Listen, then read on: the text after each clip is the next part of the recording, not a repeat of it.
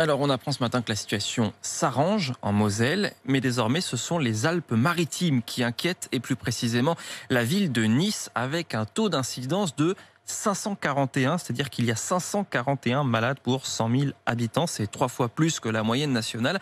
Comment ça s'explique? Des éléments de réponse, écoutez avec Alexandra Sirgan pour RMC. Gaëlle et sa sœur Angela ont eu un premier test positif. Elles sont donc venues se faire dépister une deuxième fois pour en avoir le cœur net. On va recevoir les résultats de ce deuxième test par mail.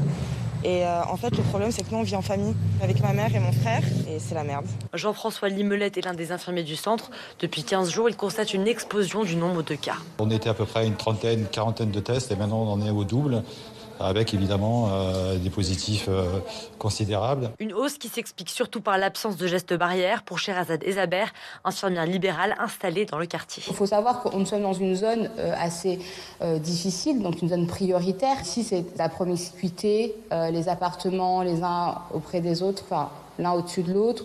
Dans ce quartier, on a une espèce de difficulté à mettre en place le geste barrière, surtout la distanciation sociale. Le taux d'incidence du quartier est 2 fois plus important que celui sur l'ensemble du département.